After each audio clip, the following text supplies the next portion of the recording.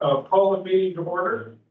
The first order of business is to review the town financials. I see we have Ed Marquetti on the line. And with that, I'll turn it over to the town manager.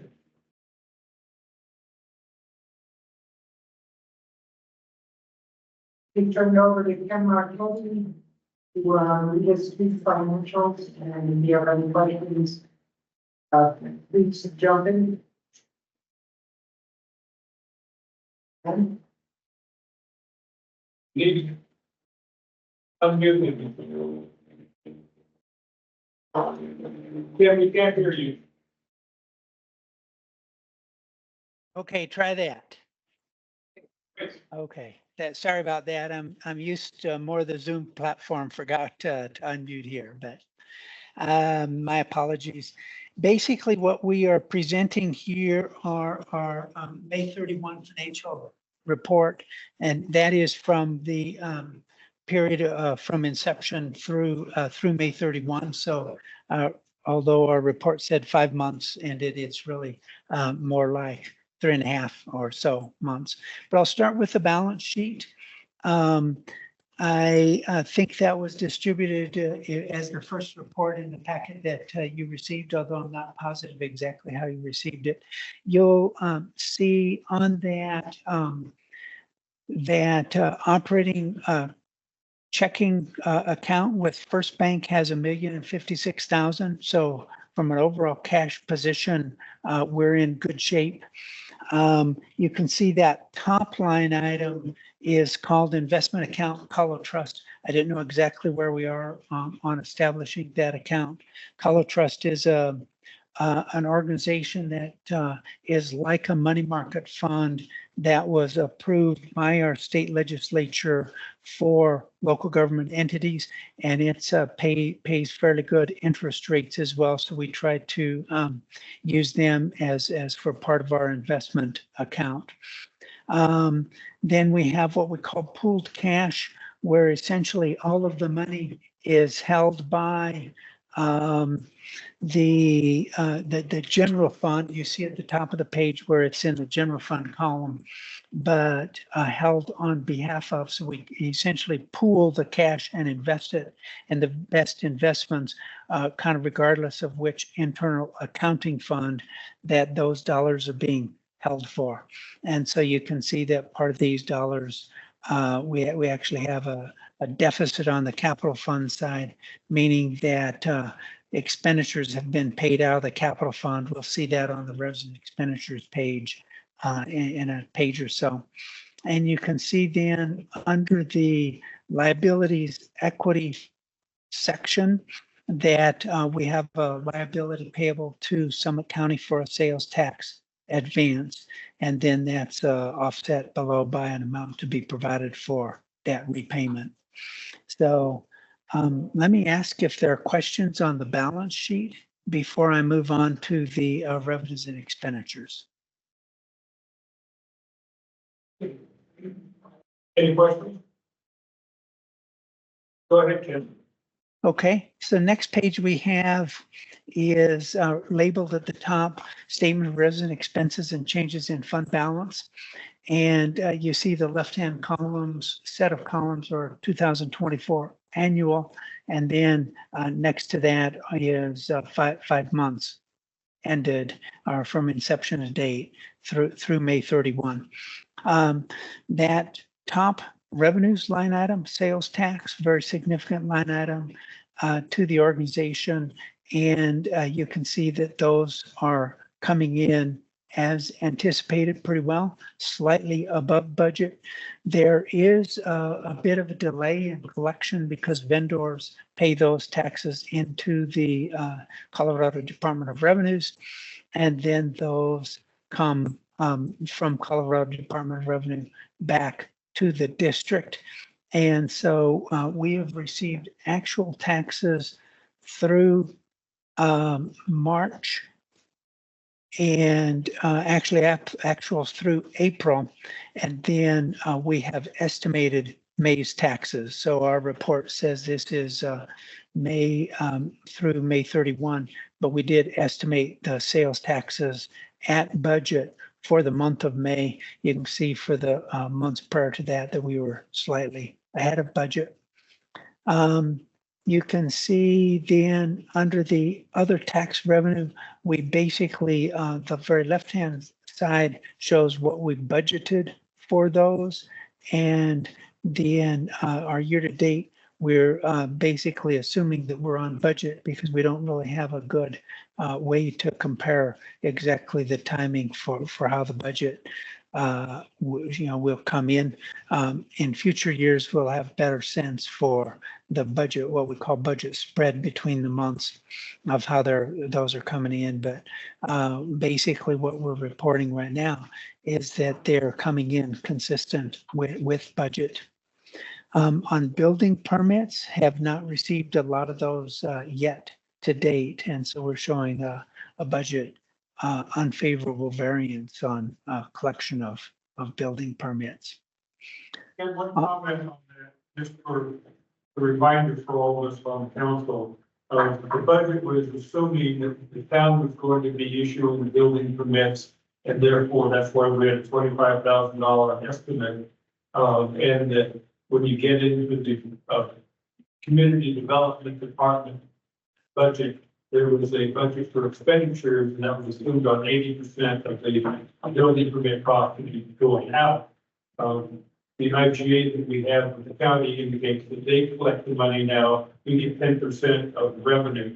And that's why this number will continue to grow with a bigger variance, but also you will have a favorable variance on expenditures over on the building department side, where we usually see that on, because we won't have any expenditures for building permits over there. So it's a wash, an overall wash. Okay, yeah, thanks for that clarification for everyone. So I think that's all I have to report on the revenue section, unless there are further questions. Certainly feel free to interrupt or jump in as we go along. But if not, I'll get down into the expenditures section. You can see that we are running favorable variances on quite a few of our employee benefit line items. I think that has a lot to do with just the startup process, getting people on board and plans established, people enrolled in plans, all those kind of details.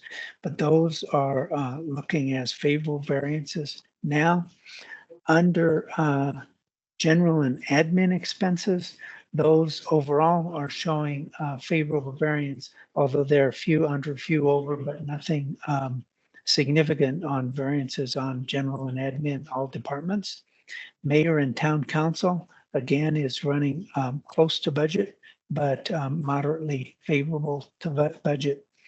Admin services, contracts, those are all looking favorable as well, except for town attorney is taking more to get underway than had been anticipated. And then that accounting contract, M&W, that's our line item. And we are moderately over budget on our line item.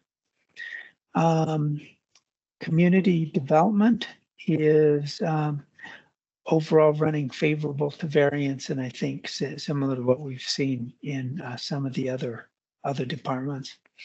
And public safety, miscellaneous public safety expenses, we did not budget for those, but we have incurred costs to date of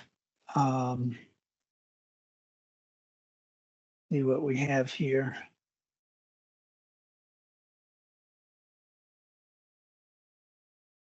$8,798 costs to date into that miscellaneous public safety expenses. And basically then you see two columns to the left in the forecast column where we have anticipated that those costs will continue on. So we're forecasting an annual number for that for 2024 at that 85,708. You can see that does result in an operating surplus. for the 5-month period and favorable variance for that same period. You can see right below that, then transfer to capital projects fund. Essentially what we've done, we'll see that fund momentarily what we've spent out of there. And this is just to transfer in an accounting transfer in to transfer the dollars to cover that fund. And then below that, we see the Summit County advances, sales tax, 800,000, and then repayment of those advances of for 400,000. We saw on the balance sheet where that other 400,000 is still owed to Summit County. Under capital improvements, then we see that contribution from the general fund. We saw it going out on the general fund side, coming in on the capital improvements fund side, and those are the transfers in to cover the costs that you see listed here below, primarily in corporation costs, IT infrastructure, and interim town manager are all included here. I think that's all we really have in the separate funds at this time. We have not started recording any activity for the Workforce Housing Fund or the Conservation Trust Fund. Any questions? Any comments? And I just wanted to congratulate you guys. I think this is you're judging by no comments by the council. This is a significant step forward. I think it looks like it's actually reflecting our financial position right now fairly well. And again, thank you for the effort and the work on behalf of the borough. And have to give credit to Beth. She did join. I think you can see her there. And so she's on with us, but really the heavy lifting part of this exercise has gone to her. And so my thanks to Beth for getting this set up. And, I'm certainly involved, but not to the level that Beth has to roll up her sleeves and kind of create all that. So thanks much. Again, thank you, Beth. On a related note, I do have a question for the town manager and Ken mentioned Cola Trust. And where are we going to get it established? The account's established. Have a phone call with Beth later to discuss how much we can afford to put in there at this moment. So it's set up, doesn't have any funds in it. Yeah, based on an email that I just brought today, it looks like the interest rate on the Cola Trust accounts defined in plus were about 5.2 to 5.29%. So, yeah. We'll be making that. And then again, that's something we can recommend. I think in his first session to us. So. All right. Now, anything else on the finance? All right. Next item on the budget is discussion of ballot questions. With that, I'll turn it over to the town manager. And I'm going to turn this over to our town attorney. Good afternoon, Mayor, Council members, Jennifer Madsen. So the last time we were here on June 11th, we did a very high level overview of this paper and ballot questions. And this discussion item is intended to provide another deeper dive into ballot questions, diversity questions, and lodging taxes. Related to ballot questions, town council can really submit any types of questions to the voters. We can submit an ordinance to the voters. We can submit a resolution. You can ask advisory questions. Should we impose a law that requires everybody to mow their lawn on Wednesdays? So you can do you have a lot of, options related to this. I think this week we'll now have an article about Keystone considering mowing. There's one. That was just a hypothetical thing. I tried to come up with something that was not controversial, but maybe that is controversial. I don't know. Moses is gonna stop up on the sky. So related to Tabor and ballot questions about Tabor questions, so that would be any tax question, any diversity questions. Those must be asked at, specific elections, your state general election, the first Tuesday of November, the odd number of years, and your town regular election. So we do have the general election coming up in November of 2024. The next town election is going to be, April of 2026. We're planning on conducting elections. It's approximately 100 days to get started on it. So you have to definitely plan for asking questions. On this November general election, the Summit County Clerk must be notified 100 days before the election that the town wants to participate. So for this November 5th election, the Summit County Clerk must be notified by Friday, July 26th. From the town clerk in advance of this meeting, she has been in contact with the Summit County Clerk to see what her thoughts are on the town joining the coordinated election. And my understanding is that earlier we told her in July that we wanted her to get better. We can say we want to participate and then not submit anything at all. So then what happens is we sign, when the town participates in a coordinated election, we sign an IGA with the county, intergovernmental agreement.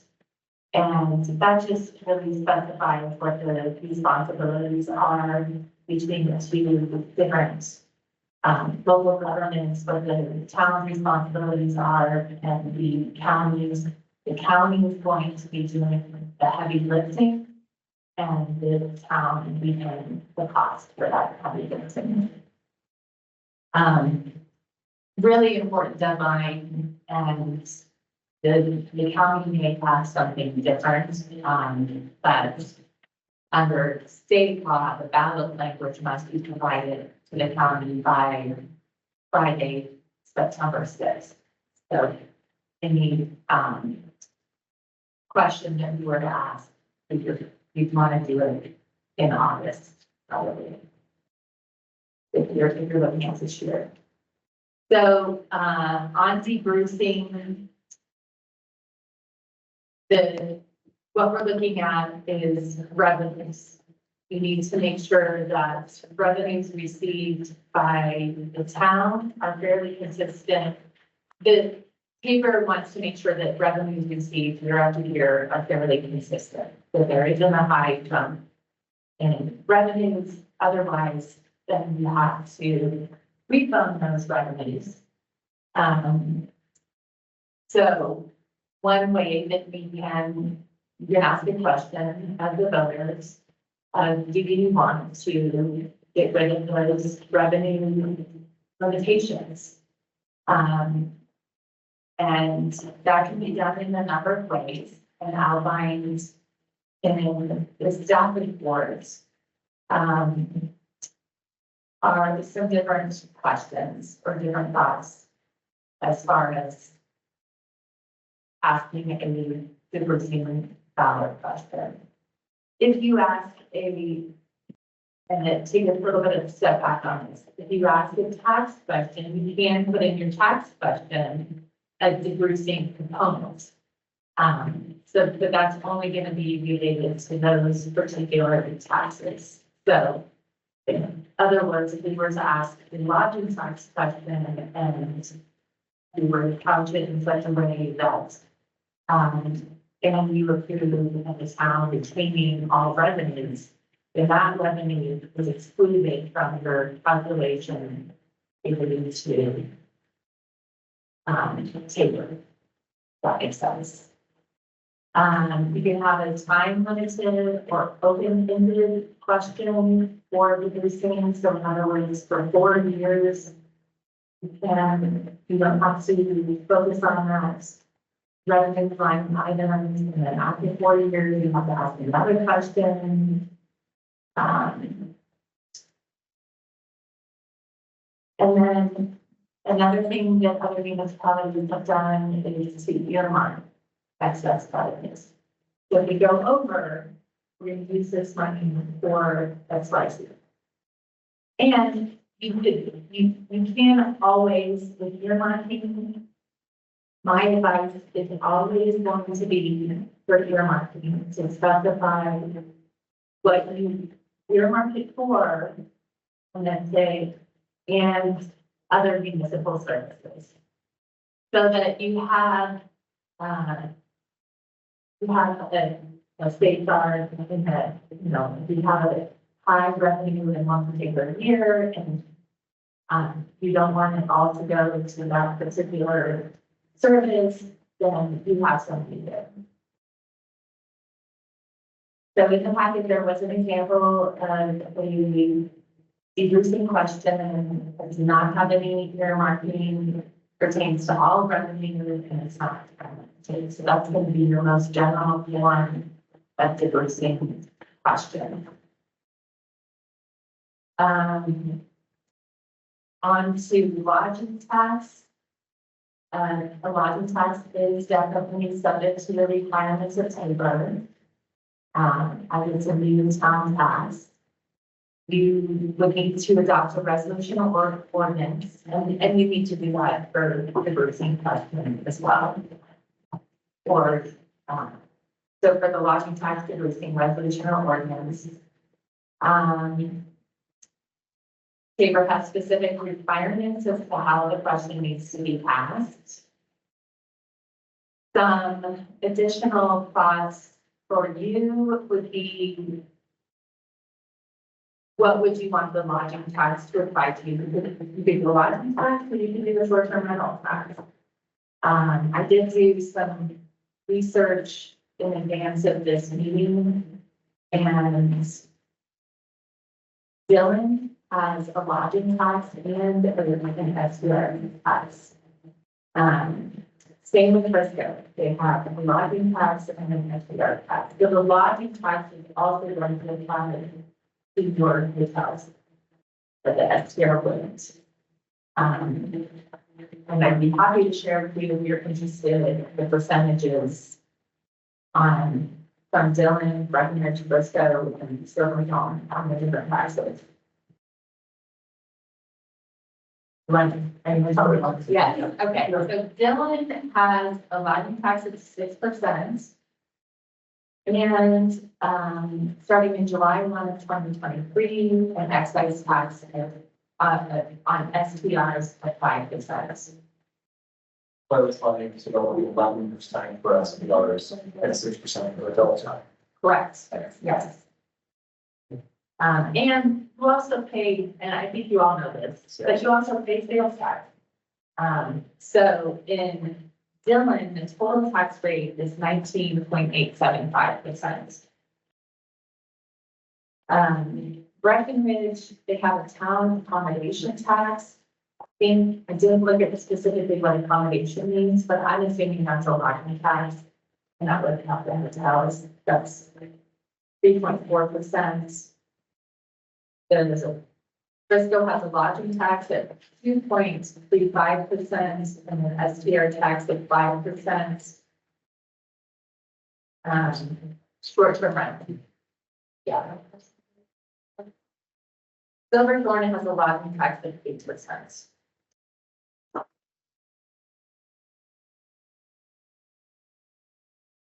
And still before, I believe still before, just increased in the last election.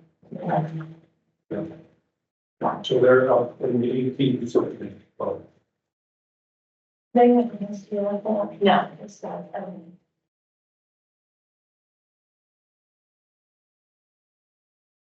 So that's the overview and I'm happy to answer any questions. I did write a note to reference one of respond to one of Councilmember Sullivan's questions from the last meeting.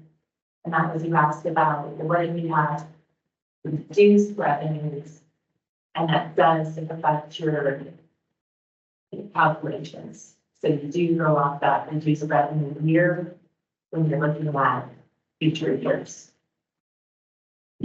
But kind of change it around a little bit. Our first year, how does this work?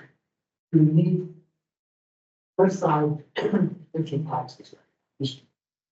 But do we need to consider reversing in the year where we respond? Well, your first calculation is really going to be done in 2025. I'll just walk through the. What? Up there, just put. What? We went up. It wasn't fair. No interest in value tax. So we don't have to, we have earnings and we have time markets. They're the time markets can determine the structure. Those that was about this earning, time markets are very. Well, at least we don't have a mouse problem. So it's really 2025 is the year that 2026 is the year that you would be looking at whether at returning to taxpayers excess revenue. And it's not necessarily taxpayers because it includes, it's going to include your fees, it would include grants, it includes, yeah. Councilmember Burke. So I read your list of exceptions and I'm a little confused. So we're going to be getting housing, affordable housing money that is not going to be adequate for starting the first year. It will need to be amassed to an amount that is worthy. Does that fall under one of these or does that not considered revenue? So that is it's a tax levied by, can't remember, by Summit County, right? Yes, and distributed that to the municipalities. Okay, so it's not a responsibility. No, it would be included in your revenue. It would be included for safer calculations, it's included in your revenue, just as the sales tax is included in your revenue, Summit County sales tax. Okay, so that could be, as we try to amass enough money for a large project, that's going to be subject to Taylor refunds. Well, the money that you receive and the revenue, so you look at revenue year to year. And that, remember the boxes on the prior work session where it's, you look at revenue, say in 2024, then it can be adjusted for a property tax, property value increase and the consumer price index. So it can be a certain amount higher, but if it's more than that, then you have to refund it. It's only current year revenue building. Only current year. Right. Yeah, got it, thank you. Other questions?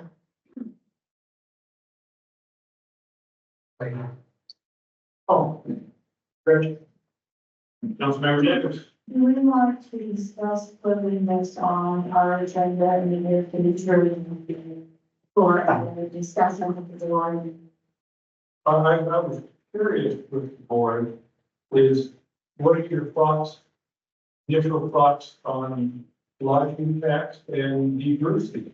Do you think that's something we should be considering as we go forward this year? Councilmember. I'm generally opposing taxes, but in the case of lodging taxes, I think it's a little doing through. That's something that we need to put on sooner rather than later. Councilmember Condit. I echo Valerie's thoughts and For example, I would be categorically opposed to a general sales tax. And I think most of you all would as well. But we specifically have major impacts to our community that generate from the economic engine that is the lodging industry, including this does. And this is a way to apply some of those profits to offsetting the societal impacts that they create. Therefore, it's logical for us to do these without even considering the fact that the other communities that also view this as a good choice for the student. We can then look and say, well, they're also doing it. It seems to be working. We should too. What the rate should be, I'm not sure exactly what we should use to calculate, probably what we need for a budget in order to create positive effects within our community. And also considering competitiveness of our community versus other communities. We had two hotels. The Morocco and, or what's it called, three peaks. Well, you actually have three, We have a high. and we'll have four next year. Oh, because that's going to be a plan. What am I listening for the third one, count? The high end, the large, of the lodge. Okay. So,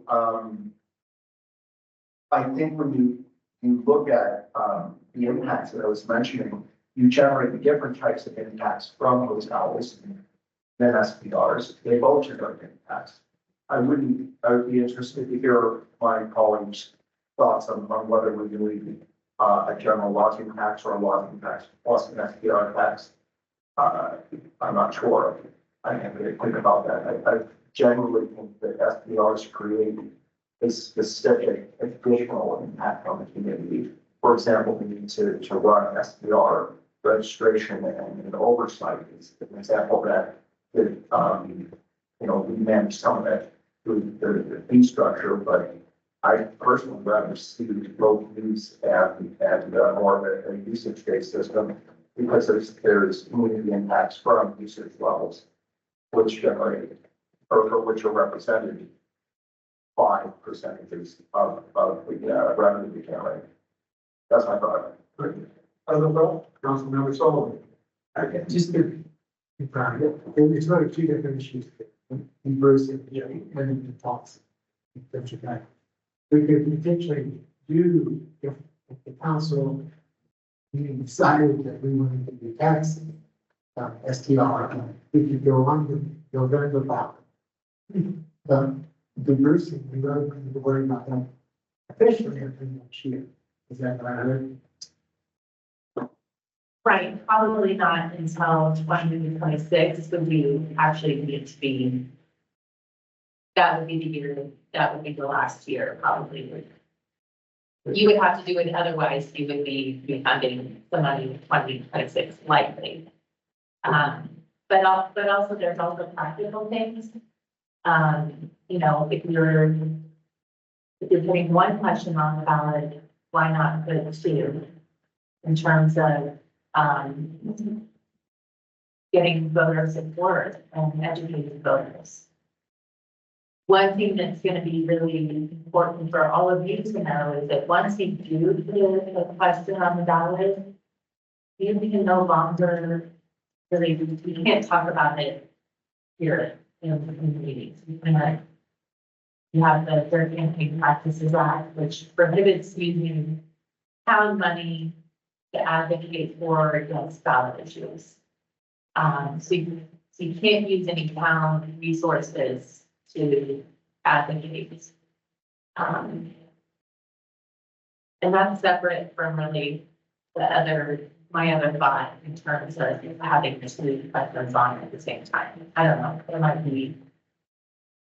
But you could, prior to passing a resolution and putting the issue on the ballot, conduct a town hall to get sentiment and to discuss it with the community.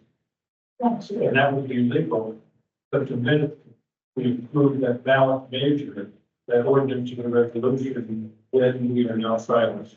As a council, not as individuals. The individuals can still go out and campaign for or against the ballot issue, Right, but we just can't spend the county money on ballot. yes. The one other thought regarding waiting on degruising is that I've seen in other municipalities, they go on the ballot more than a year or two before they need it. In case it fails the first time, then you have an opportunity to come back in the following year and then speak it again. So, I think we've heard comments from a couple, two council members on being taken some sort of a blocking or SPR tax. You don't have to make any decisions on that today. I just after some of it. And then what are the thoughts on degreasing?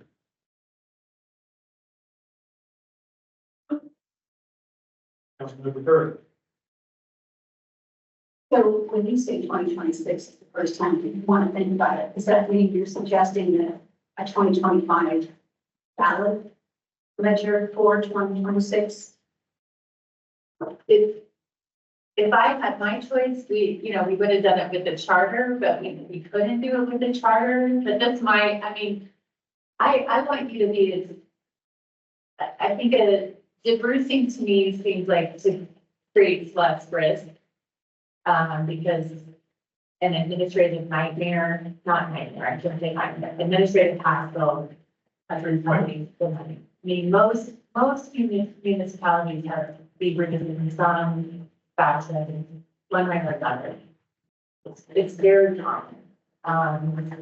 2026 is, I would say you're gonna have a excess revenue next year in 2025. So you have to refund it in 2026. You can ask the same year that you would have to refund it. Can we leave this money? Okay, I got to confess, my initial reaction was, since we're still establishing that budget and ironing out and finding out what we can change or not, I thought this might be premature, but you're actually using the same evidence to argue otherwise, that because we are still establishing the budget, perhaps we don't want to tie our hands more than is necessary. Is that a fair statement? Yes. I will say too on state grant applications, because your grants that you receive are included in that revenue category. So any state grant application they ask, you ask your voters to waive the revenue limitation. I don't know how that, if you say no, we haven't, I don't know how that factors in to the grant application, but it is always a question. We had to address that specific question in the last grant application. It's something that Pete Dolan mentioned, the CML conference, I don't have to include, but I remember that discussion, as well. The big issue for us is if we submitted, say, a major grant in 2025, or a smaller grant this year, probably 2025, for associated with building purchase and build out and workforce housing, and got several $1 million. But if we didn't degroup, we can suddenly find ourselves getting the grant and then having to refund out of the general fund the same amount of dollars. Never occurred. I think that's the strongest argument that's occurred yet, because we intend to seek grants wherever possible. And there are a number of things we already have budgeted or planned. And so if we were to go into this understanding that in the end, we won't get the benefit of a full grant, I think that hurts the town as a whole. So the question to me now is simply a matter of timing. And I'd like to ask John, from your experience, I don't know, have you gone through this process? I've never actually gone through degreasing. They almost universally. Turn off your mic. They tend to almost universally pass. And my concern is, so for instance, in the next month, we'll be applying for a grant for our comprehensive plan. That won't be an issue because all the money will be expended before Tabor implicates. However, if later in the year, say we apply for a major grant to do a project, road pathway, something that lasts over several years, we could be, well, we probably wouldn't get the grant if we weren't to do it.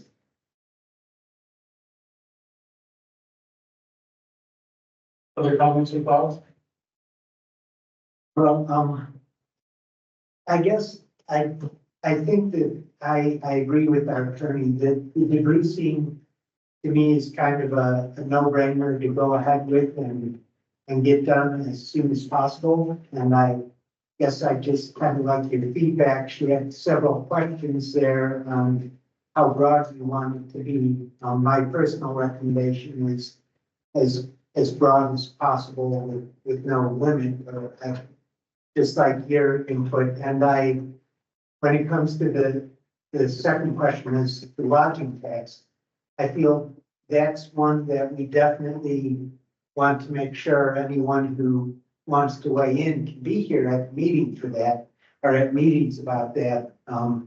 But I also agree with our attorney that politically, I think it's having the two questions on the ballot, especially since debrucing is kind of a slam dunk question, and people in the community are still used to paying a lodging tax that expires July 1st here. I'd recommend we go forward with both, but we'll need more input from the community on the lodging tax, and I feel we can. I just need your input on how broad we want the Bruce's question. Councilmember Davis? I'm curious why, towns, and I'm sure there's a good reason, have both the lodging tax and an STR tax. I really can only speculate.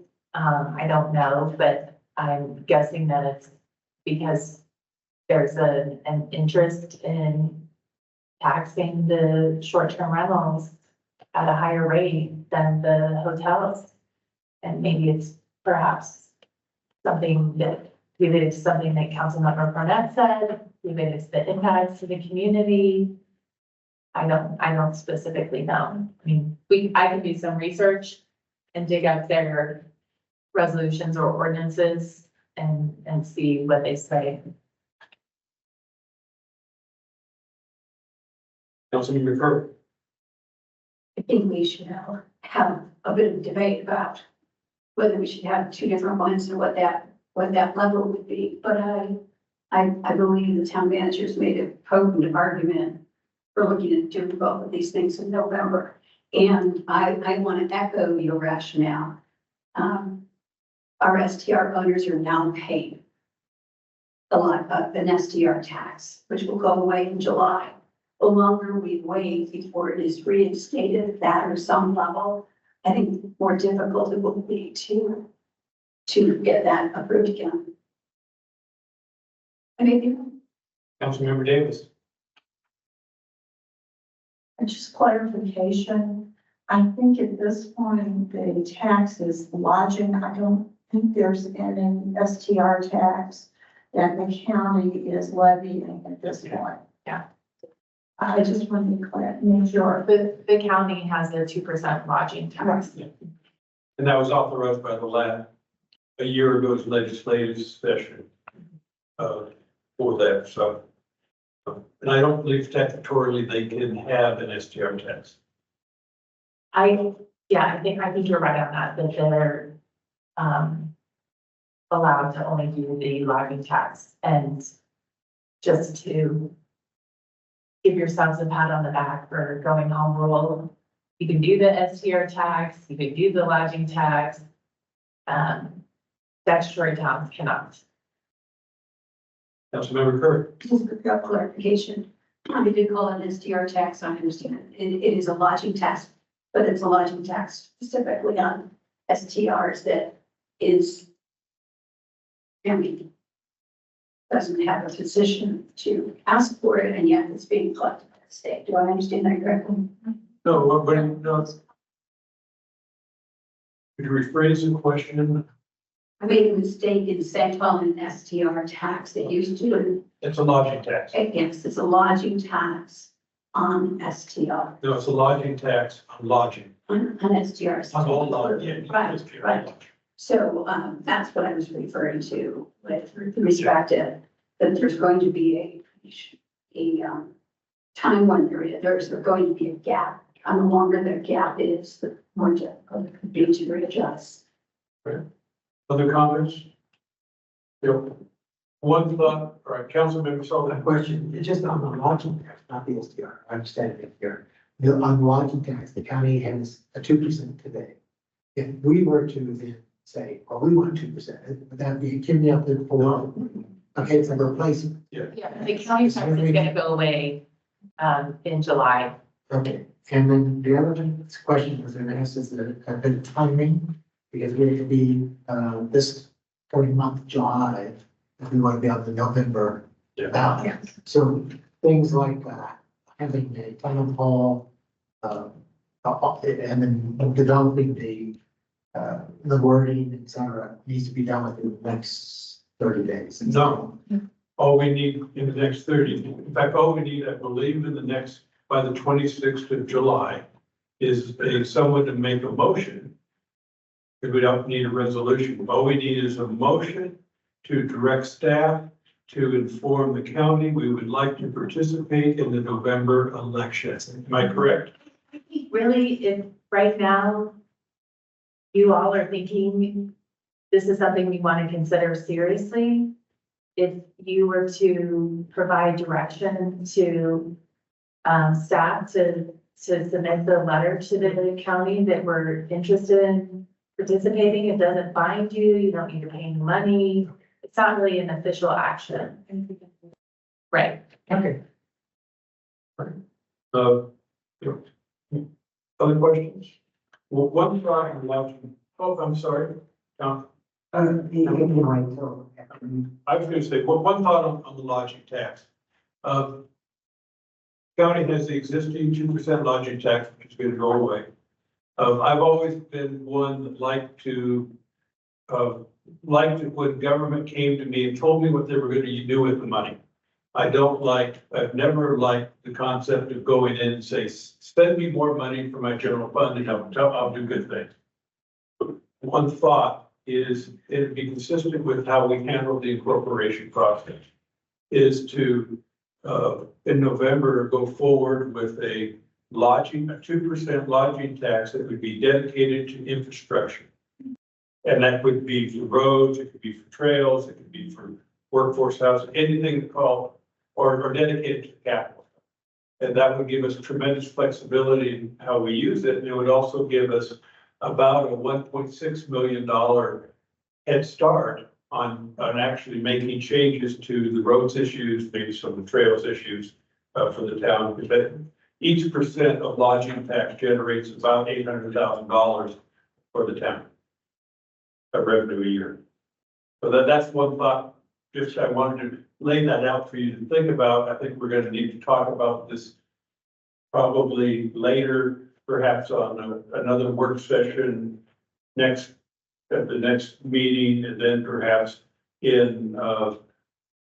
but we're running out of time. So perhaps maybe even putting it on the agenda for discussion at the next meeting.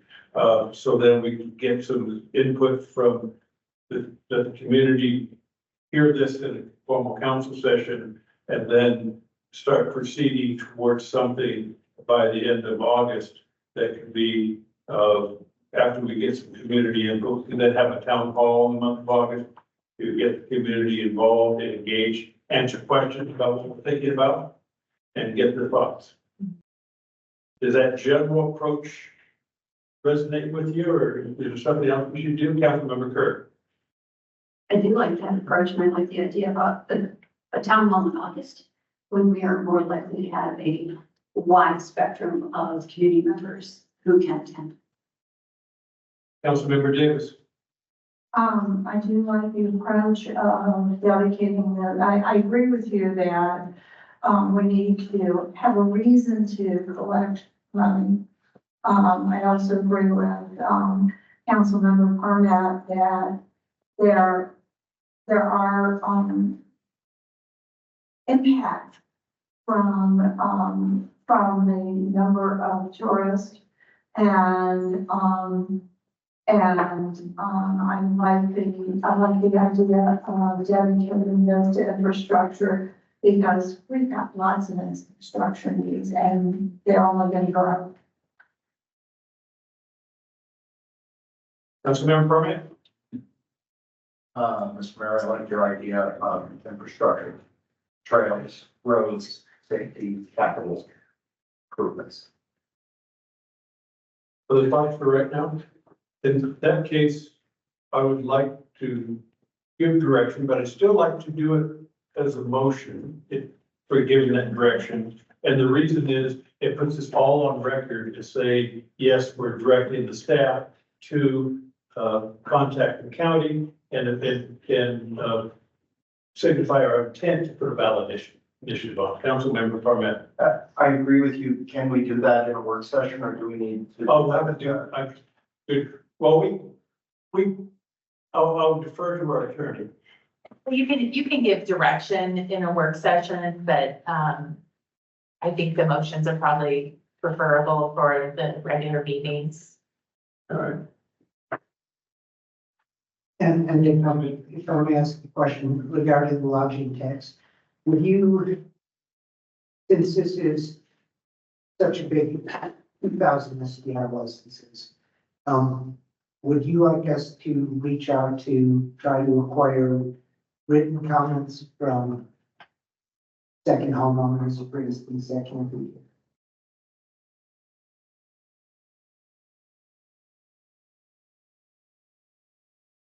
Councilmember Liston. I think if we're going to reach out for comment, it has to be even handed, not just to STR owners, but to the entire community. Yeah, I would propose we should probably do that, but that would be an August type initiative.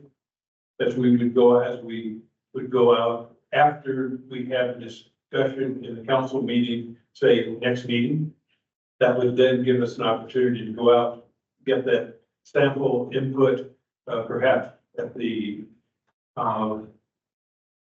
start getting some feedback by that first meeting in August, and then plan a town hall between that first meeting and the second meeting, and then the second meeting in August, you would then have a resolution.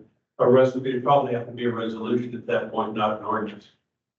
Yes, and I would propose or recommend at least 2 views of the ballot language. Because the ballot language is, I mean, you all want to have an input in what it looks like. So I think that you've got your 2 meetings in August, at least by that first meeting in August, you should be looking at ballot language. And then, second meeting, you can approve the ballot language. So in between the first meeting and the second meeting, where we kind of zero in on the ballot language, you then have a town hall, get total community input on that, which would include not only SDR owners, but residents, renters, everyone in the community. I'm sure we would get comments from the lodging industry as well. We chose to have a lodging tax on that as well. It'd be interesting to hear comments. The other thing I wanted to mention about the lodging tax that it's important for you to know is that that is collected by the town and not by the Department of Revenue. Which would then probably put us on the path, if we had the capability to collect it, to potentially also collect the sales tax. I would imagine. And I'm looking to the town manager with if we're gonna have to collect one, would that be a huge burden? There's gonna be a staff issue. Yeah, there'll be a status. It's a staff issue. It can be done. I'm not sure though with the county tax, 'cause Well, I'm- Karen, yeah, I don't know about the county sales tax. I don't know if any other, The towns do, I believe the towns, I stand corrected. I stand corrected. Okay. I stand corrected. As I remember looking at the warrant list, every town receives a distribution from the county, so that doesn't impact it. yeah.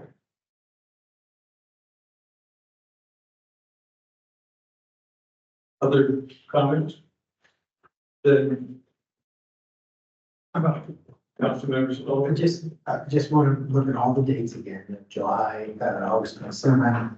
Yeah, when we talked to staff, for you, to lay out all this with the getting feedback from the community, having a town hall, making sure we connect with the county. So you work all those dates out and work, give us enough time with the town hall so that we can reflect on those comments and, Yeah. and I assume we'll have another meeting between there. I guess at the meeting, we'll have another meeting to discuss that. Okay. That's what I would anticipate. We should probably ask staff to come up with some sort of a schedule for us to get to the ballot language of their recommendation, but I would anticipate. We would have that first draft of language for us to at least think about and put out to the public of that first meeting in August. And then probably the following week you would end up having or potentially you could even have the first draft of that put out before we even have that first meeting in August. So Yeah. look at what makes sense. Is it fair to direct the staff to look at what makes sense for an overall schedule to lead us to having a ballot initiative That's basically what I was trying to say. and give us that schedule next meeting? Yeah, I will bring it back, but my anticipation is have some sort of language even before the town hall, so that the people who are talking have a baseline where they're starting at, and that could be the first week in August, then our first meeting, or maybe last meeting in July, implement the changes that the board feels from that town meeting for the first look at the actual proposed final language, first meeting in August, and approval, second meeting. The challenge for us timing wise is that July is a 5-week month. So as a result, we actually have 3 weeks in between the next council meeting and the first meeting in August.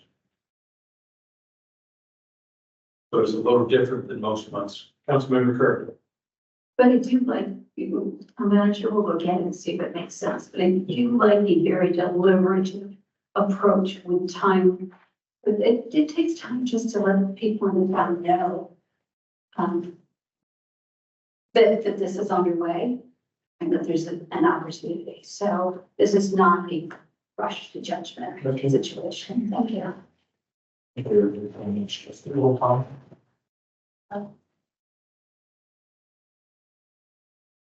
It's almost feedback when yours is on.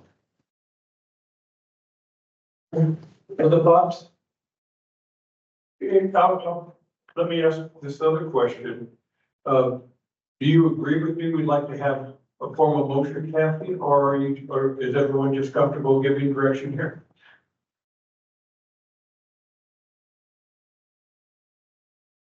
Remember this? And unless there's some procedural faux pas, I think we should just proceed with giving direction rather than wasting time with giving a motion. All right. There. Then can I have a thumbs up if anyone would like to give the town staff direction? Do you have any direction, Mr. Town Manager? All right. Any other items on this issue?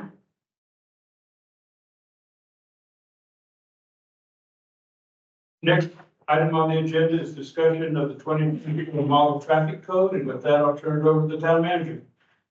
And I will turn it over to the attorney in just a second. However, I want to point out to everyone, I gave a table setting. This is in the county traffic code. They've also adopted almost every community adopts the model traffic code. They included parking violations in theirs. And I think it's very important that we consider the parking along with the adoption of model traffic. And now I will turn it over to our founder. Thank you.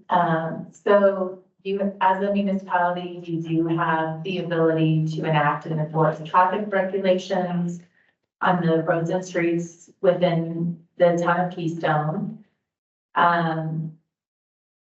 Balancing that, there is an importance for drivers to have some, and I shouldn't even say some, to have uniformity in traffic regulations so that people generally know what the rules of the roads are.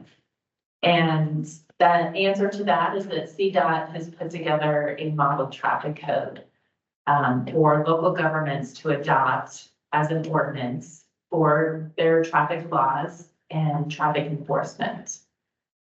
The most recent edition of this traffic code is the 2024 model traffic code. It does include all of the laws through the 2023 legislative session. It does not include any of the laws adopted by the General Assembly in 2024. I am aware, and I put this in the memo, I am aware of a cell phone ban law that you could add to your model traffic code if you wanted to adopt that. That would be added as an amendment. So in the packet, I provided a list of what the model traffic code includes. I'm not going to go over that here. Summit County is providing law enforcement services for the town, and Summit County has adopted the 2020 model traffic code. The neighboring municipalities have also adopted the 2020 model traffic code, and they may be thinking about adopting the 2024. And you can, so you don't have to adopt a model traffic code. You can adopt your own, but I will say that is a lot of work and probably way too much brain damage.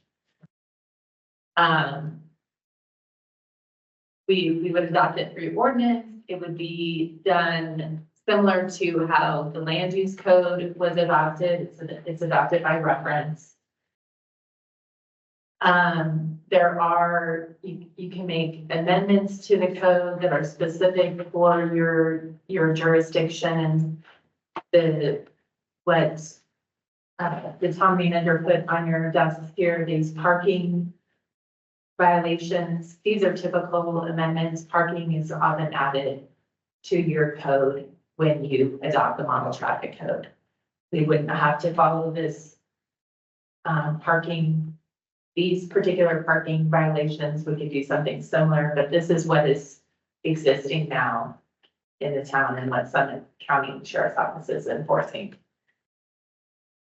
State highways are a little bit unique, and CDOT says you can't just adopt whatever you want on the state highways. We need to approve it. We need to authorize it. And so they have a process that's spelled out on getting approval for those state highways for changes to the regulations related to the state highways.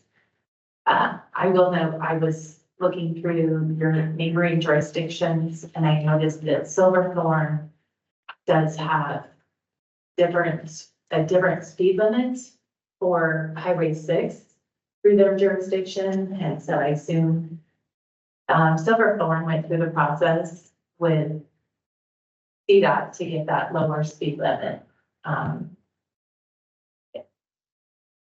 Part of that process would likely include a speed study, maybe some other studies that CDOT would want, but something to show them that a lower speed limit is warranted. So that's really it on the model traffic code. We would not need to put anything in place until there's a switch from the sheriff's office or until there's a different contract with the sheriff's office. But it's a time consuming because we have our two-step. So it is probably at least a 6-week process. Because you have your 2 steps with your ordinance. And then adoption by reference is usually 1 meeting, and then 4 weeks later, you have your second meeting for approval, because we have publication requirements in between. And then it's effective 30 days later. So actually, it's a 2-month process. Yeah, because we would probably want a work session on it, the meeting prior to that first meeting, so. 2.5 months then. If we would, or even to adopt the model traffic code with amendments. Oh, And the 30-day effective date after publication. It's not effective immediately. Mr. Town Manager. Yeah, and if I may weigh in, some of the, well, I've got a lot to say. For instance, all our local speed, all of our roads are, they're what was adopted by the county, and they just adopted the state recommendations for local roads, issues like that. If we want slower local speed limits, issues like that, we can make those amendments to the model traffic code. And interestingly, I'm stepping on our lawyers' toes here a little bit. One thing that always amused me about our state speed limits are they're just recommendations. They're prima facie evidence saying we're going unsafe for conditions. But they're not that way. If the municipality adopts traffic code, it's the speed, it's an absolute speed limit, whatever speed limits we set. There's no wiggle room. You can't come in and prove that you were actually driving safe. Not that any judge would ever uphold that and fine for you anyways. Just kind of interested me. I think it's important we do adopt parking regulations, specific to our community, parking on roadways, streets, things like that. It's pretty crucial. That can cause some of our biggest problems. I've looked into changing the speed limit on Highway 6. As our attorney said, that's a CDOT issue. But the first step in that would be the town requesting a speed management study. And CDOT at that time takes into consideration the roadway environment, roadside development, driveways, intersections, access, for example, roadway characteristics, that's shoulders, lane width, issues like that, sight distance, geographical context, urban, rural town center. We're kind of a rural town center as far as they go. If not urban, we'd argue for urban. Roadway safety crash data from the last 3 years. And then speed distribution. They come and measure how fast traffic goes. And the 50th percentile, the 85th percentile are very important numbers on that's how fast 85% of the traffic is going, or 50, in making final determinations. And then they look into past speed studies, special operational characteristics, overall engineering analysis of the roadway. So if we can show or just discuss with them that we have plans to provide, we don't have to have a concrete plan, but we're going to provide pedestrian and multimodal access on the road. Those types of things should weigh into the speed study at the time. Councilmember Thurston. Who pays for the study? CDOT will do the study with a letter of understanding on us. They will they will do the study. It is my belief. I'm not 100% sure. Councilmember Permit? I'm of the belief, especially with that last piece of information, that we should initiate a speed study immediately, as soon as possible. Why? Not just this potential issue. It's not that we are certain that we want the speed limit change out there. But we can all be absolutely certain that we want the average speed of traffic change out there. There's several ways to affect that. But if we don't have free data, then how do we know we've succeeded? And how do we know that we're choosing the right solution? Other thoughts? And if I may also say, I think a summertime speed study would be more beneficial towards our goals than a wintertime one when people, if it snows, they'll be driving slow and not necessarily. Oh, you're absolutely right. Like if the speed study falls during the winter storm, you're like, oh, well, the median speed out there is 20 miles an hour. Oh, okay. But that's not useful data. Yeah, there's good news that we have as well when you're dealing with the speed study. And CDOT did a study in this area within the last couple of years, I believe. And their objection to lowering the speed limit was the 85% rule.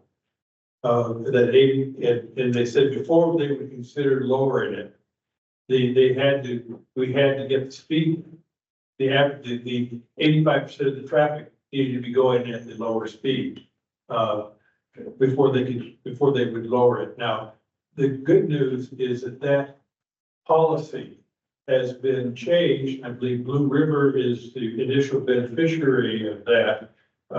And so that requirement has been relaxed significantly, I believe, with CDOT. So I believe we'd have an opportunity to make some progress in that area.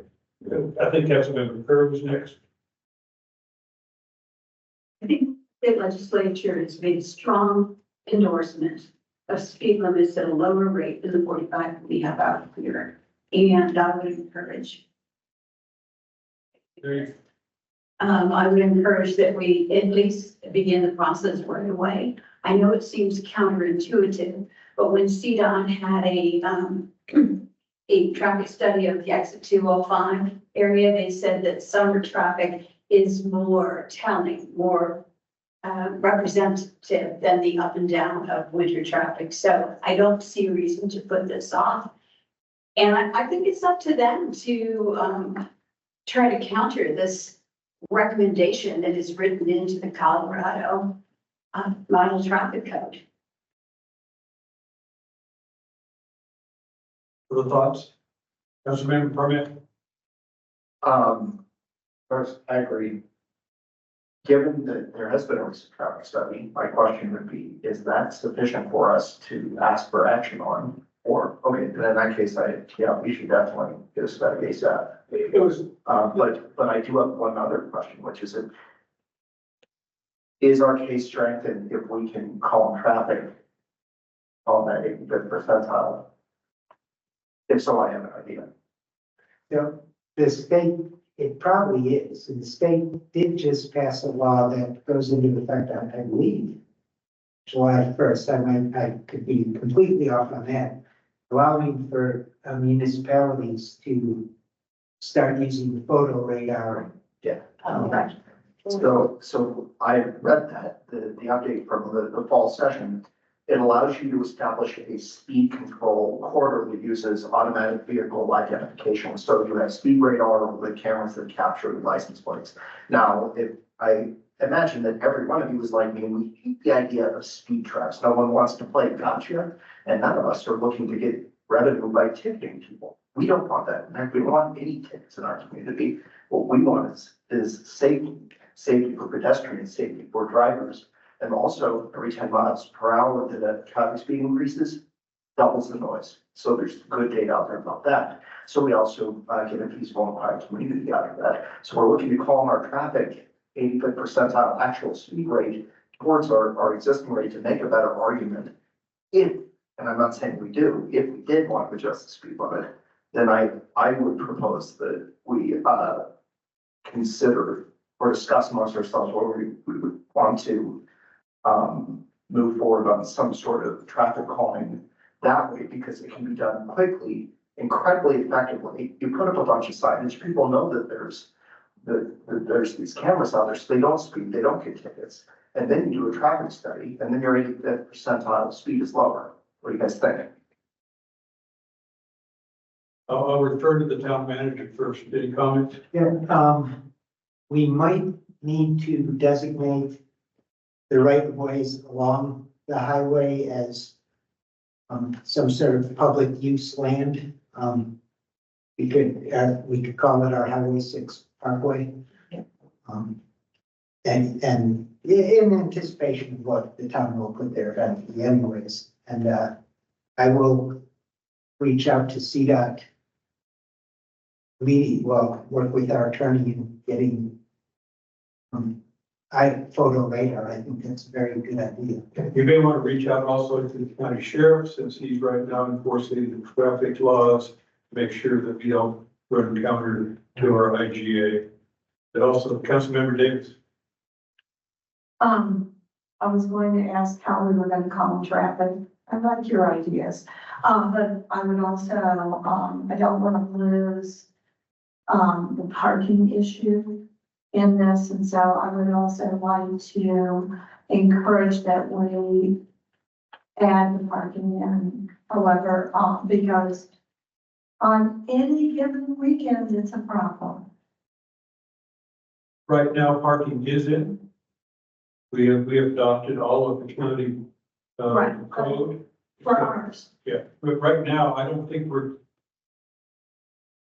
actively considering adopting the traffic code now. We don't need to do that until later as we determine who our law enforcement agency is going to be. That would be the time that we would adopt it, as we would change over from the sheriff. And I think that's what the county attorney mentioned earlier.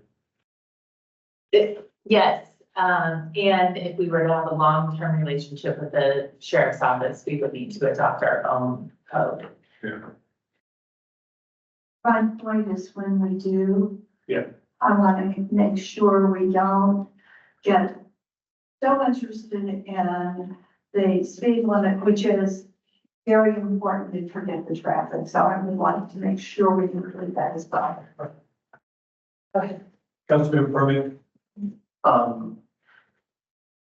Another concern that I've heard from a lot of constituents on, I've actually personally noticed it becoming worse over the last several months, is noise from unmuffled engine brakes on trucks. I know that the other towns have done some things about that, and we have a right to request if we have an ordinance about that, the CDOT place signage. Does that live in this traffic code, or is that some separate action that we would have? We could put it in this adoption of the model traffic code. It would just be an amendment. Councilmember Liston. And I want to echo what Councilmember Permit said about the noise nuisance with the J breaks. It's something I've been following in regards to what Dylan has been doing, and theirs is covered, I believe, in a nuisance ordinance with noise. But I think it's imperative that we address this in some code, whether it's this code or a nuisance code. The J breaking noise is out of control. And we need to get on the same bandwagon that Dylan's on with enforcement with the sheriff's office and the state. Councilmember Permian. I didn't realize there was a nuisance code, although I do understand don't some communities have a stipulation in their traffic code saying no unmuffled engine braking, and also a nuisance noise ordinance that would cover excessively noisy vehicles, not just unmuffled engine brakes, but also say people cutting the mufflers off of their vehicles and driving around town. It can be done both ways. Yes, it can definitely be done both ways. A lot of municipalities do have a separate noise nuisance ordinance. And that's really that's a big discussion also. In terms of what type of noise ordinance we want, but it can be done both ways. Councilmember Liston. Are we keeping track of these potential amendment suggestions for future discussion of the municipal and model traffic code. Councilmember Kerr?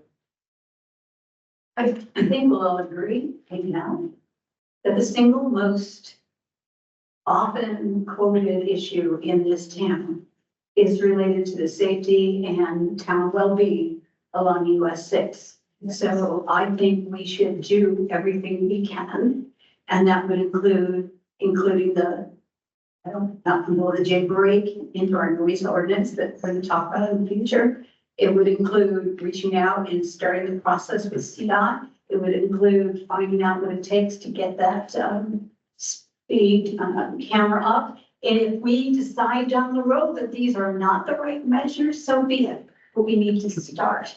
And I'm very encouraged by the enthusiasm of this work. When I went to the IMPTR, one of the recommendations I heard was a very simple one, to make it clear that when you enter the town, you are now in a town as opposed to just a rural highway rushing through. And his recommendation was not only signage, which I assume is on our agenda, but just even making pavement markings, which is a relatively inexpensive way to signal. Degree commitments. With that, over to the town manager. Thank you, Mayor.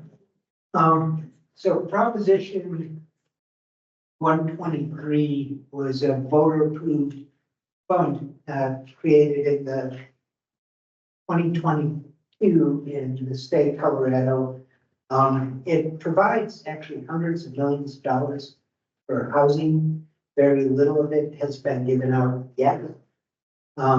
In order to be eligible for this housing funding, a municipality has to identify a baseline number of affordable units currently existing in the municipality. And that includes deed restricted units, but as the mayor and I discovered, we were talking to Dover last week, naturally occurring affordable units. Now, that's where it gets interesting. A naturally occurring affordable unit is where a resident lives, where their total housing costs are 30% or less of their income. So if we have a resident here who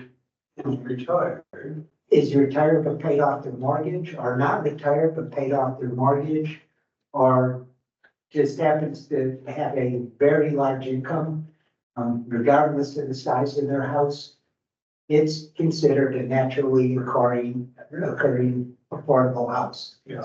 Oh, good. I thought you were talking about boxes or something. The other piece with that, though, I believe, and I read it, I think, in the staff summary, and I hadn't realized, is there definitely, you can have deeded workforce housing units that aren't counted in the baseline, because they're only counting units where the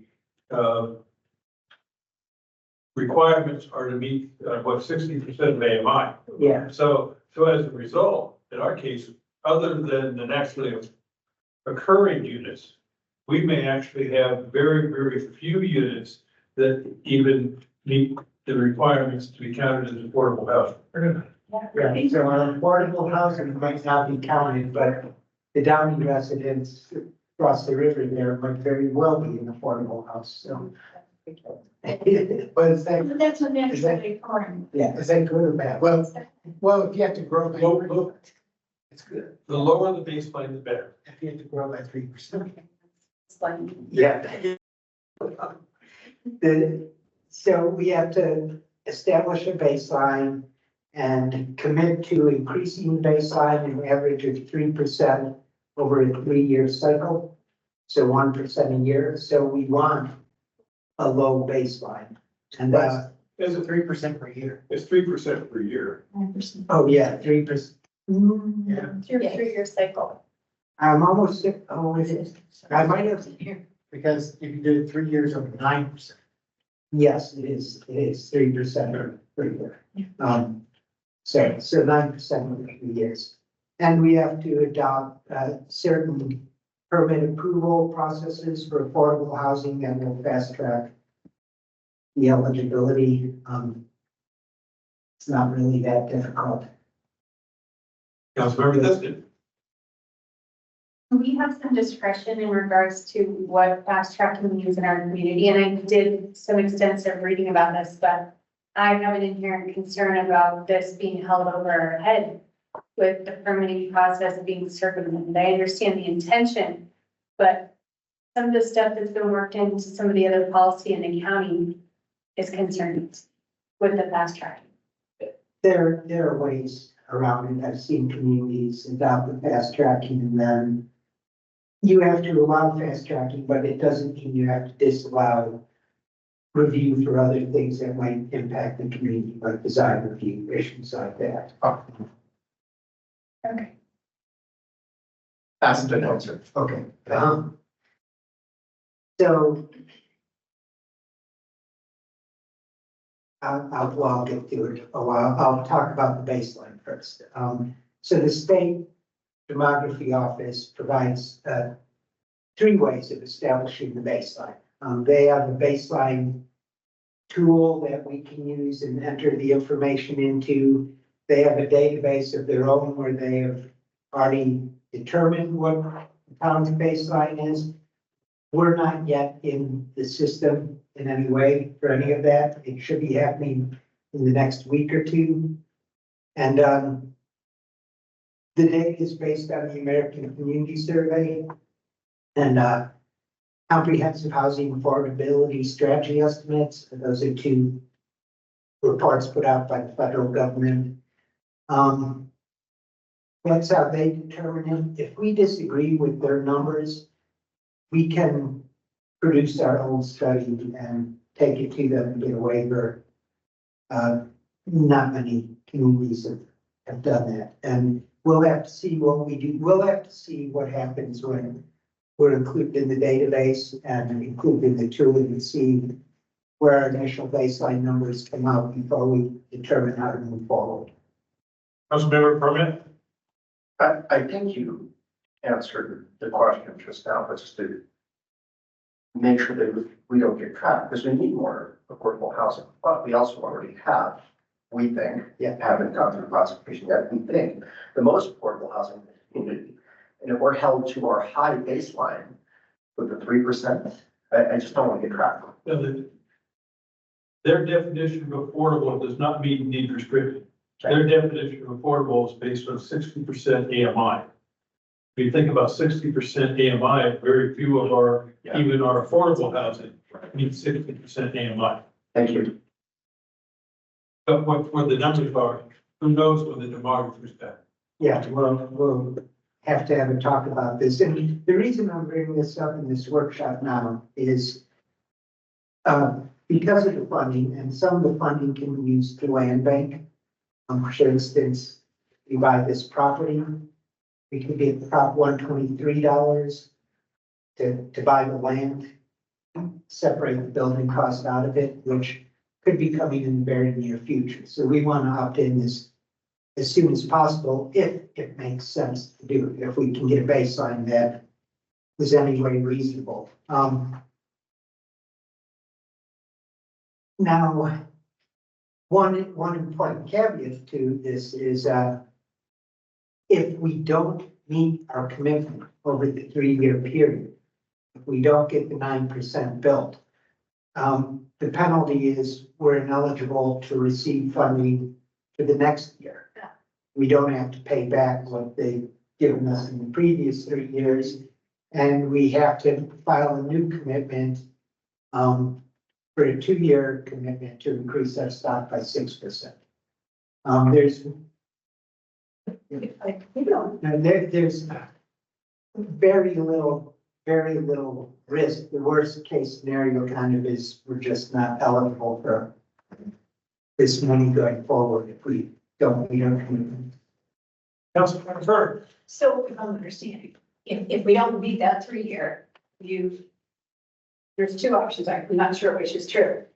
You don't get any more and you can't apply the next year, or you can't apply the next year, but you have to apply the year after that. No, Which one you're is not eligible for the next year. Right. And you have to submit a plan showing that you'll get the 6% So you do have to continue.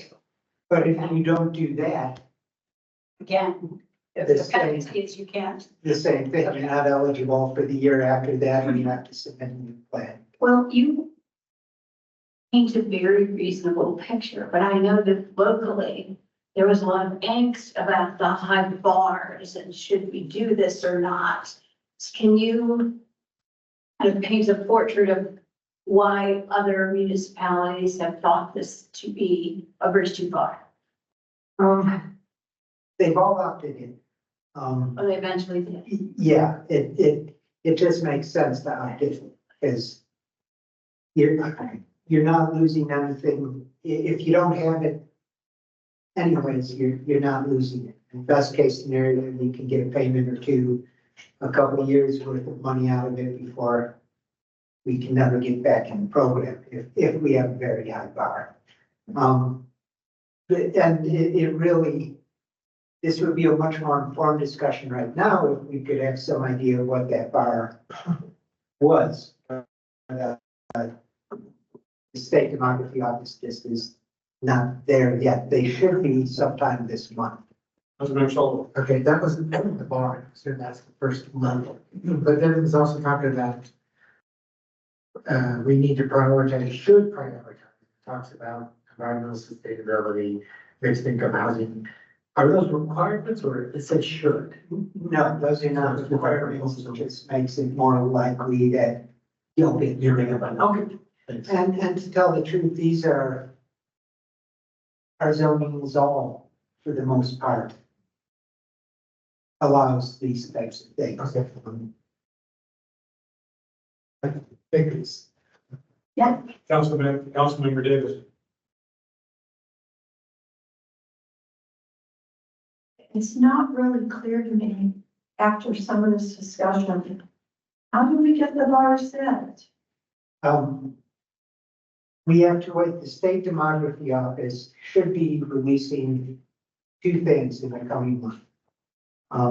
A tool that integrates all the information from the American Community Survey and the Comprehensive Affordable Housing examination, or whatever that one is. And the State Demography Office actually will create their own number, their own estimate of what our baseline is. And if we go off of either of those numbers, the Department of Housing will automatically accept those as a legitimate baseline. They won't question it at all. If we get those numbers and they just won't work for us, and we want to present a different way of figuring it out, then the Department of Housing will examine our research and allow it or not. One other thing, the seasonal housing, issues like that will likely not show up in the baseline either, all of the Keystone employee housing. I'm just curious why. Um, I'm sure there's a reason. Because it's not full-time residents, and it's owned by a corporation, which doesn't have that income to compare the total cost. I think we could be pretty okay with our baseline after our discussion last week with the DOLA representative. I think the other communities, some place like Breckenridge, we have a lot of affordable housing in Keystone, a lot of it. But the affordable housing in Breckenridge compared to here is almost all year-round rentals and deed restricted for sale units. We know where Breckenridge houses their employees. So their baselines probably are going to be significantly higher than our baselines were, just because of the forms of housing that we have. Councilmember Kerr. So you make a good argument. So if we were to decide to go forward, what actually happens and what kind of Are there different kinds of programs? You mentioned the land bank. What's in the realm of possibility? Land banking, construction of affordable housing, not conversion of existing units, just new construction. And those are the two main Design, design. Councilmember Davis. Given what we hope to add on the land around here, it would make sense that we opt into this. Because, so we can begin to do some of the building. And, what kind of guidance or what next steps, would you like, or what kind of guidance would you like for us? And then what are the next steps? So at this point, I just wanted to get it up. Pardon me, get it out there. So we don't necessarily have to workshop it next time, so you're all aware, but once the state demography office has the tool set up, I will figure out what our commitment needs to be and bring it to the board to approve the commitment which we will submit. And one nice thing about this money is it can be used to match as matching funds for DOLA grants. Councilmember Davis. So, will this be a resolution or a motion or what form will it take? The resolution. But as I said, it won't come forward until we see the numbers, and after we see the numbers, I might workshop it again with you if they're too high and say we need to figure out a way to get it a lower baseline. We want to be committed. I mean, and we don't want to, we want housing. Yeah. Councilmember Davis. It bothers me that some of what is called affordable housing in this community is not affordable. And so we can find a way, and part of the reason I think I understand is it allows too high an AMI. Am I correct? Yeah, unlimited AMI. The only requirement is that your housing costs be 30% or less. But you also need to be a resident. So the second homes are not going to count against this. And there's a very good chance that they don't have the specific data on all the homes where the mortgages are paid off, all the privately owned homes. Yeah, I would be willing to put money on the table. The demographer will come up with zero information, next to zero information. I didn't make my point properly. I'm concerned that what is being called affordable housing is not affordable, and I would like for us to provide some actual affordable housing. Yeah, absolutely. And it's the money we get from this fund can be spent as we like for affordable housing. It has to meet that target of 30%. But we as a town are not going to build a $2 million house and sell it to a billionaire. We'll use it to build truly a workforce affordable housing. I think one of the tasks for developing the comprehensive plan is also to do a housing needs assessment as part of that, which will then identify for us where our shortfalls are on the AMI scale for housing. And I believe what we're going to find is we have a huge deficit in the 60 to 80% AMI category. That's historically LIHTC type housing. And right now, the town has no light tech housing in it. The light tech units that exist are over in Summit County, not here.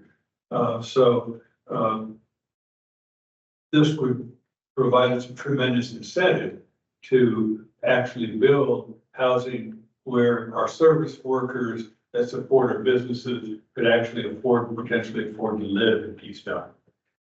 Councilmember Davis, then, That's just that information. uh, Just a piece of information, what are the numbers we're talking about? So this is from Summit County Housing Authorities, 2024 AMI data for Summit County. A one-person household at 60% AMI is 51,180. A three-person household would be 65,820. So a maximum affordable rent, that's 30% for a 60% AMI. A studio, assuming one person, would be 1,280. A one bedroom, assuming 1.5, would be 1,371. Two bedroom, assuming 3 people, would be 1,646 per month.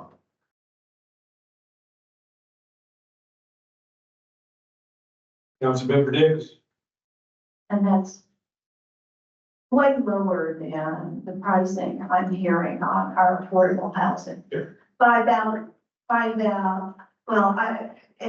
What I'm hearing, it's not double. The other point I was gonna make is I have workers that live in low-tech housing and they're all visa workers. Visa workers couldn't be living in light tech housing. No, they're Is living, that's where they're, light tech or Winter Green They're- employee? I could be wrong, I take it back. Winter Green is 120% AMI, Right, but there's light tech housing in Winter Green, 45 units of low income housing, which is limited to that lower income AMI category. And I think it's 60 to 80% AMI. okay, I stand corrected on it. Expired. Doesn't it Like expire? that, housing Yeah, expires. which just seems like a temporary box check, so how do we avoid that? Well, on the deed restrictions, you can give the town the opportunity that the solution to affordable housing and expiring life tech is the same solution everywhere, money. So the life tech, we cannot change it because that comes down from the federal government, IRS regulations. And for those of you who don't know what life tech is, it's a low income housing tax credit. And they have 2 levels of tax credit depending on what the affordability of the unit is. The most common is a 9% housing tax credit. So you get a 9% credit on the cost of the unit, the construction. The developer gets that 9%. It's 9% of the cost of the building is a good pump. It's up here in the mountains, it's still difficult to build light tech because it's so darn expensive. In fact, developers without a government subsidy to them, in addition to that, like the federal government subsidy, will not build light tech. Yeah. So I believe you're talking, in fact, I don't want to throw numbers out. There's pretty high cost per unit that the local government ends up subsidizing as well to get the builder to actually build the light tech units. And then there's additional funds that the local government contributes, allows the local government to impose additional restrictions on the light tech affordability might expire, but the local restrictions don't have to expire. So you can keep it going and build light tech alone. And there are some, in some of the mountain communities, pure light tech projects that were built in the early 80s, back when you actually could get away with it. Those just expired, and then the developer or the owner, however it was built, has a building in line with no restrictions on it. So it's market rate. Yeah. Whatever they can get for it. Yeah. I think some just expired in the. Yeah, I believe there's one unit in Silverthorne that's about to go through that now. But again, they're what, 25, 30 years, Yeah, where they were built, but the option that you would have in a town would be, probably 10 years before that happened, you would go out and offer the owner of the property an incentive to extend that period, to a longer period, but you'd be paying for that. It's called, it's time value of money. It's- Fix. Yeah. Good solution. Hong Kong is a 99-year lease. Yeah, I am not a fan of temporary solutions. No. So, that's just a quick summary of what this program is. It's still, they're still really trying to get it ramped up and figure out the rules. As I said, not much money has been awarded out of it yet. And, worst case scenarios, this is a wasted intellectual exercise and, gives us a bit of a better understanding of where we stand with affordable and workforce housing and where we need to go in the future. Then the beauty of this program combined with DOLA's programs, and John mentioned it earlier, is the funds don't, the funds can be used as part of the matching portion for the DOLA's normally a 50% match. And so these funds can be used to beat that 50% match with DOLA, be very little out of pocket up front for the town to get the project going. And it's those of us who went to the CML conference heard, DOLA has a 50% requirement, but that's only, they can't match DOLA with DOLA funds.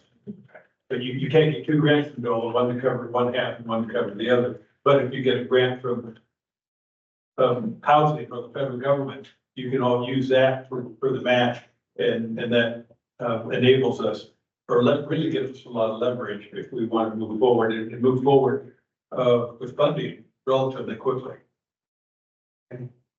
Councilmember Kirk. Very simple statement. Thank you for this rundown, bringing it to our attention. And I like the discussion we just had very actively about doing something about safety on the highway.